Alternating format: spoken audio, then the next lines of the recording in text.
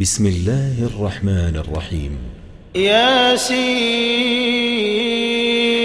والقرآن الحكيم إنك لمن المرسلين على صراط مستقيم تنزيل العزيز الرحيم لتنذر قوما ما أنذر آباؤهم فهم غافلون لقد حق القول على أكثرهم فهم لا يؤمنون إنا جعلنا في أعناقهم أغلالا فهي إلى الأذقان فهم مقمحون وجعلنا من بين أيديهم سدا ومن خلفهم سدا فأغشيناهم فهم لا يبصرون وسواء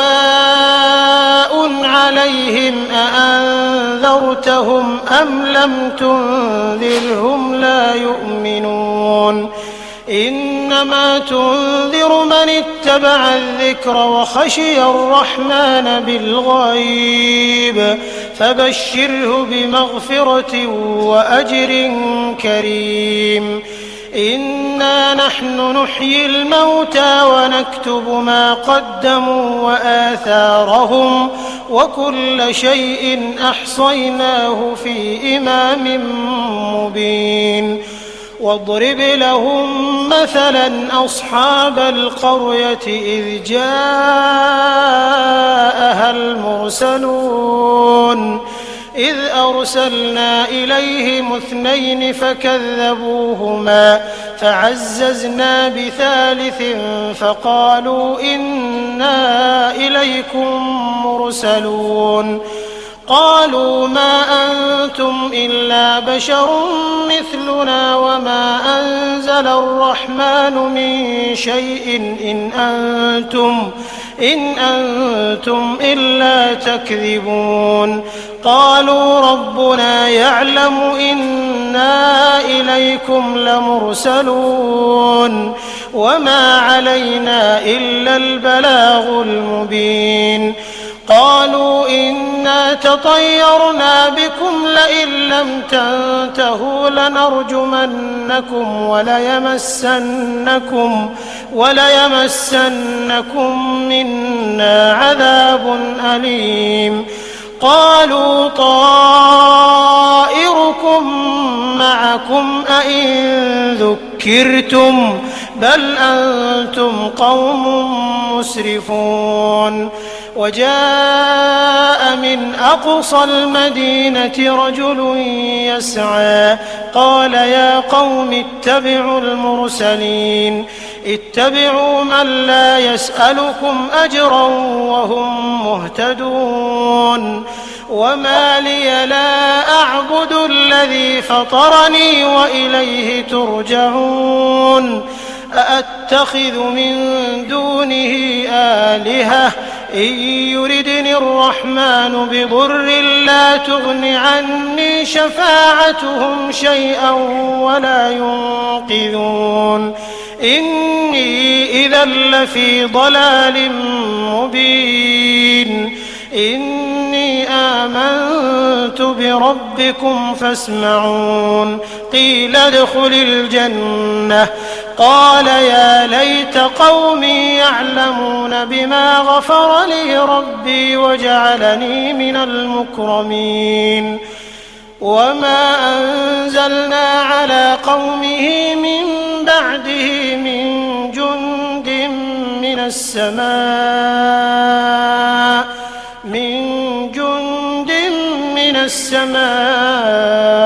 وما كنا منزلين إن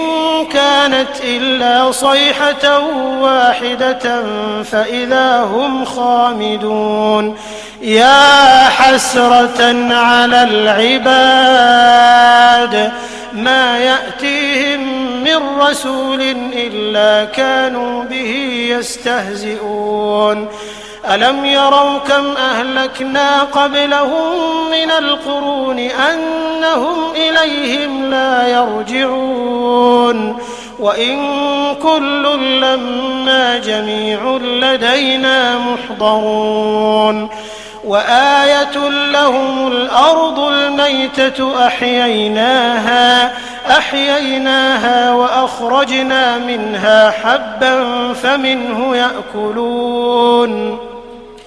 وجعلنا فيها جنات من نخيل وأعناب وفجرنا فيها من العيون ليأكلوا من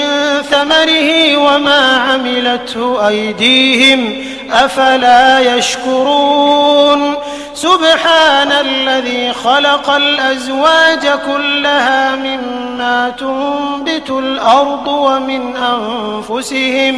ومن أنفسهم ومما لا يعلمون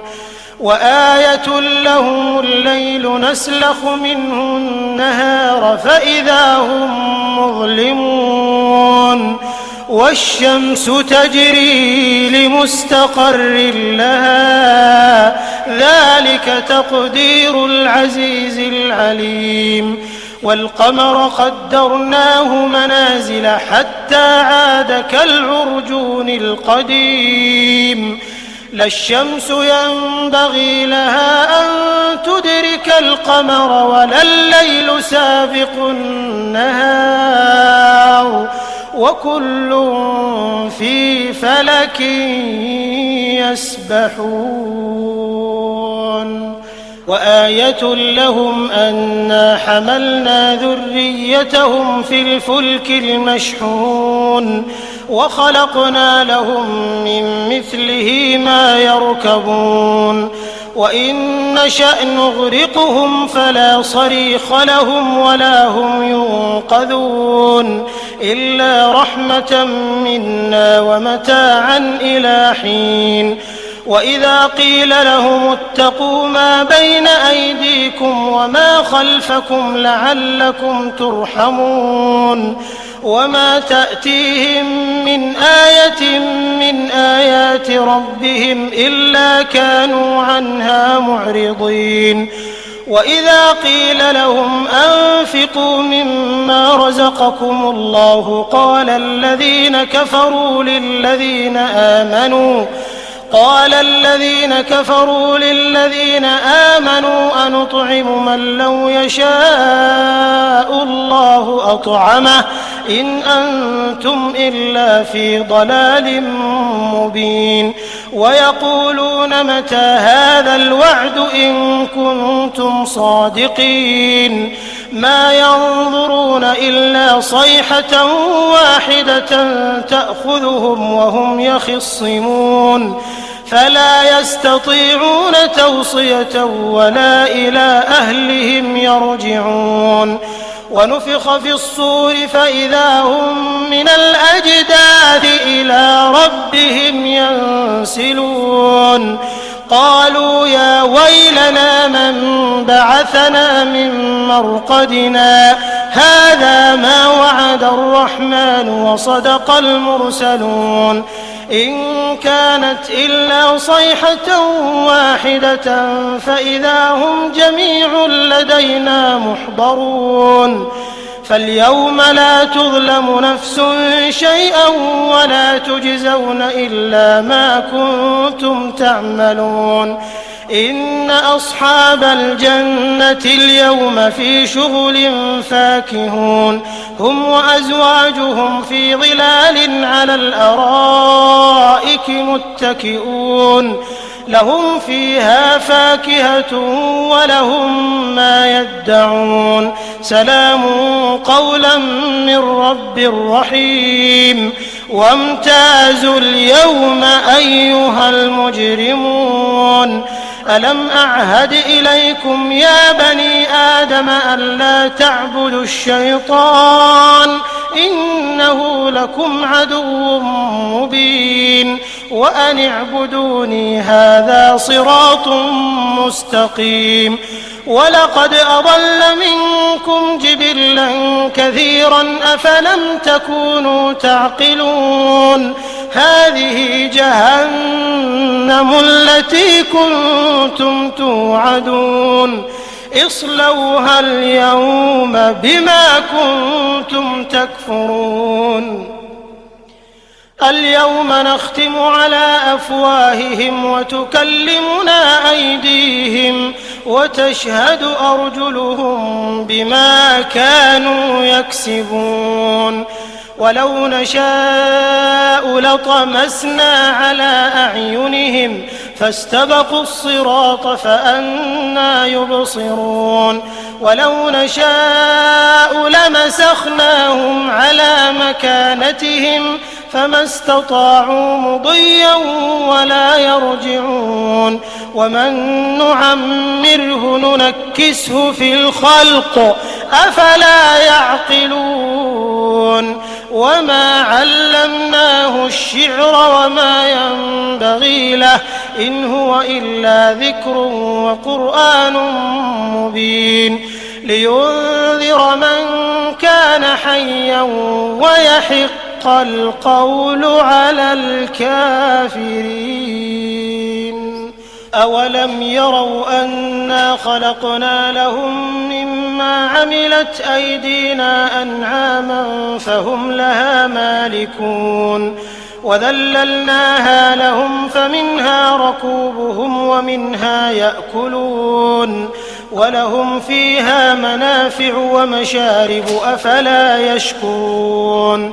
واتخذوا من دون الله آلهة لعلهم ينصرون لا يستطيعون نصرهم وهم لهم جند محضرون فلا يحزنك قولهم إنا نعلم ما يسرون وما يعلنون أولم ير الإنسان أنا خلقناه من نطفة فإذا هو خصيم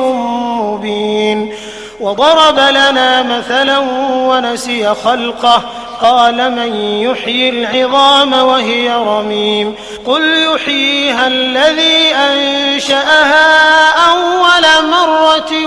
وهو بكل خلق عليم الذي جعل لكم من الشجر الأخضر نارا فإذا أنتم منه توقدون أوليس الذي خلق السماوات والأرض بقادر على أن يخلق مثلهم بلى وهو الخلاق العليم إنما أمره إذا أراد شيئا أن يقول له كن فيكون فسبحان الذي بيده ملكوت كل شيء وإليه ترجعون بسم الله الرحمن الرحيم الرحمن علم القرآن خلق الإنسان علمه البيان الشمس والقمر بحسبان والنجم والشجر يسجدان والسماء رفعها ووضع الميزان ألا تطغوا في الميزان وأقيموا الوزن بالقسط ولا تخسروا الميزان والأرض وضعها للأنام فيها فاكهة والنخل ذات الأكمام والحب ذو العصف والريحان فبأي آلاء ربكما تكذبان خلق الإنسان من صلصال كالفخار وخلق الجان من مارج من نار فبأي آلاء ربكما تكذبان رب المشرقين ورب المغربين فبأي آلاء ربكما تكذبان مرج البحرين يلتقيان بينهما برزخ لا يبغيان فبأي آلاء ربكما تكذبان يخرج منهما اللؤلؤ والمرجان فبأي آلاء ربكما تكذبان وله الجوار المنشآت في البحر كالأعلام فبأي آلاء ربكما تكذبان كل من عليها فان ويبقى وجه ربك ذو الجلال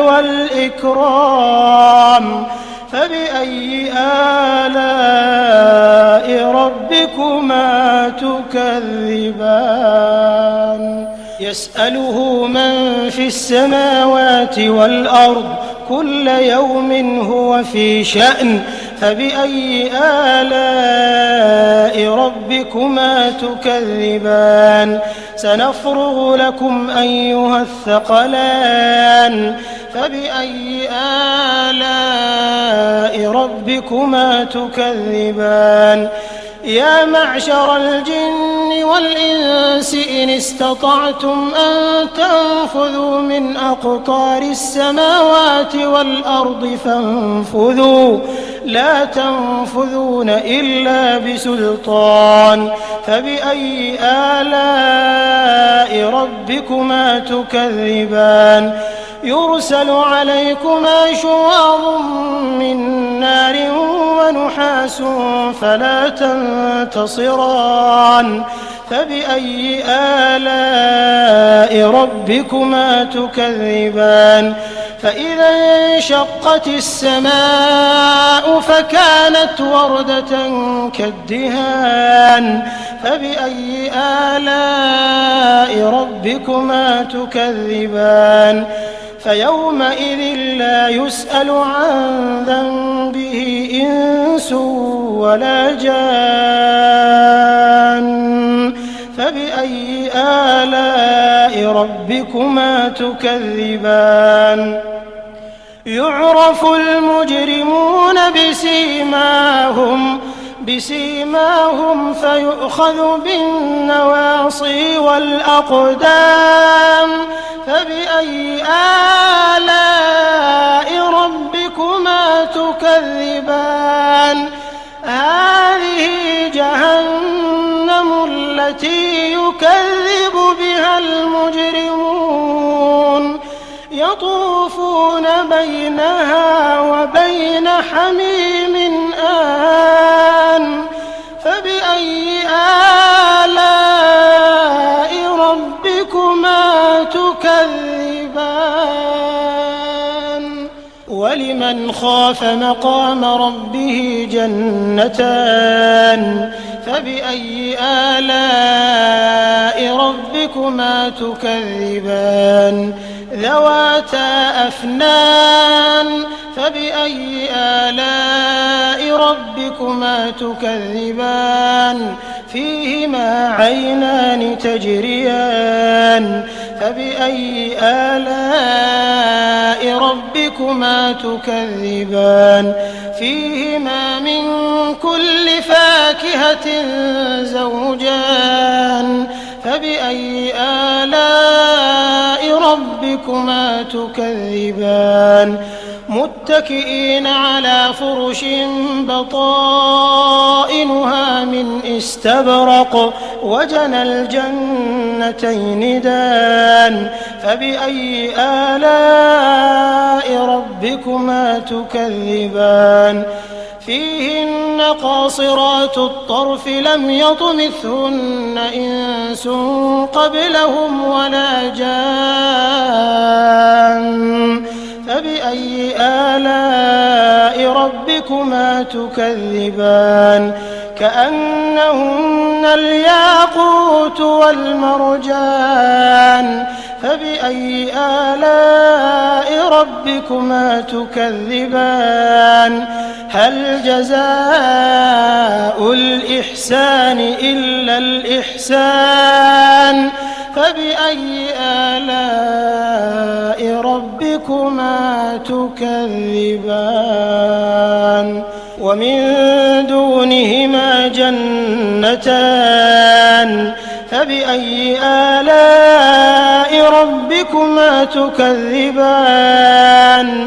مدهامتان فبأي آلاء ربكما تكذبان فيهما عينان نضاختان فبأي آلاء ربكما تكذبان فيهما فاكهة ونخل ورمان فبأي آلاء ربكما تكذبان فيهن خيرات حسان فبأي آلاء ربكما تكذبان حور مقصورات في الخيام فبأي آلاء ربكما تكذبان لم يطمثهن إنس قبلهم ولا جان فبأي آلاء ربكما تكذبان متكئين على رفرف خضر وعبقري حسان فبأي آلاء ربكما تكذبان تبارك اسم ربك ذي الجلال والإكرام. بسم الله الرحمن الرحيم. تبارك الذي بيده الملك وهو على كل شيء قدير الذي خلق الموت والحياة ليبلوكم أيكم أحسن عملا وهو العزيز الغفور الذي خلق 7 سماوات طباقا ما ترى في خلق الرحمن من تفاوت فارجع البصر هل ترى من فطور ثم ارجع البصر كرتين ينقلب إليك البصر خاسئا وهو حسير ولقد زينا السماء الدنيا بمصابيح وجعلناها رجوما للشياطين وأعتدنا لهم عذاب السعير وللذين كفروا بربهم عذاب جهنم وبئس المصير إذا ألقوا فيها سمعوا لها شهيقا وهي تفور تكاد تميز من الغيظ كلما ألقي فيها فوج سألهم خزنتها ألم يأتكم نذير قالوا بلى قد جاءنا نذير فكذبنا وقلنا ما نزل الله من شيء إن أنتم إلا في ضلال كبير وقالوا لو كنا نسمع أو نعقل ما كنا في أصحاب السعير فاعترفوا بذنبهم فسحقا لأصحاب السعير إن الذين يخشون ربهم بالغيب لهم مغفرة وأجر كبير وأسروا قولكم أو اجهروا به إنه عليم بذات الصدور ألا يعلم من خلق وهو اللطيف الخبير هو الذي جعل لكم الأرض ذلولا فامشوا في مناكبها وكلوا من رزقه وإليه النشور أأمنتم من في السماء أن يخسف بكم الأرض فإذا هي تمور أم أمنتم من في السماء أن يرسل عليكم حاصبا فستعلمون كيف نذير ولقد كذب الذين من قبلهم فكيف كان نكير أولم يروا إلى الطير فوقهم صافات صفات ويقبضن ما يمسكهن إلا الرحمن إنه بكل شيء بصير أمن هذا الذي هو جند لكم ينصركم من دون الرحمن إن الكافرون إلا في غرور أمن هذا الذي يرزقكم إن أمسك رزقه بل لجوا في عتو ونفور أفمن يمشي مكبا على وجهه أهدى أمن يمشي سويا على صراط مستقيم قل هو الذي أنشأكم وجعل لكم السمع والأبصار والأفئدة قليلا ما تشكرون قل هو الذي ذرأكم في الأرض وإليه تحشرون ويقولون متى هذا الوعد إن كنتم صادقين قل إنما العلم عند الله وإنما أنا نذير مبين فلما رأوه زلفة سيئت وجوه الذين كفروا وقيل هذا الذي كنتم به تدعون قل أرأيتم إن أهلكني الله ومن معي أو رحمنا فمن يجير الكافرين من عذاب أليم قل هو الرحمن آمنا به وعليه توكلنا فستعلمون من هو في ضلال مبين قل أرأيتم إن أصبح ماؤكم غورا فمن يأتيكم بماء معين بسم الله الرحمن الرحيم إذا وقعت الواقعة ليس لوقعتها كاذبة خافضة رافعة إذا رجت الأرض رجا وبست الجبال بسا فكانت هباء منبثا وكنتم أزواجا ثلاثة فأصحاب الميمنة ما أصحاب الميمنة وأصحاب المشأمة ما أصحاب المشأمة والسابقون السابقون أولئك المقربون في جنات النعيم ثلة من الأولين وقليل من الآخرين على سرر موضونة متكئين عليها متقابلين يطوف عليهم ولدان مخلدون بأكواب وأباريق وكأس من معين لا يصدعون عنها ولا ينزفون وفاكهة مما يتخيرون ولحم طير مما يشتهون وحور عين كأمثال اللؤلؤ المكنون جزاء بما كانوا يعملون لا يسمعون فيها لغوا ولا تأثيما إلا قيلا سلاما سلاما وأصحاب اليمين ما أصحاب اليمين في سدر مخضود وطلح منضود وظل ممدود وماء مسكوب وفاكهة كثيرة لا مقطوعة ولا ممنوعة وفرش مرفوعة إنا أنشأناهن إنشاء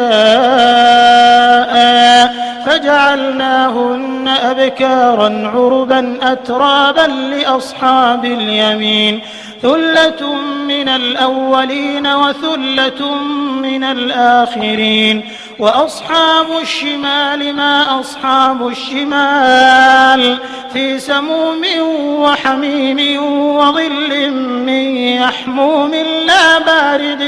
ولا كريم إنهم كانوا قبل ذلك مترفين وكانوا يصرون على الحنث العظيم وكانوا يقولون أئذا متنا وكنا ترابا وعظاما أئنا لمبعوثون أو آباؤنا الأولون قل إن الأولين والآخرين لمجموعون إلى ميقات يوم معلوم ثم إنكم أيها الضالون المكذبون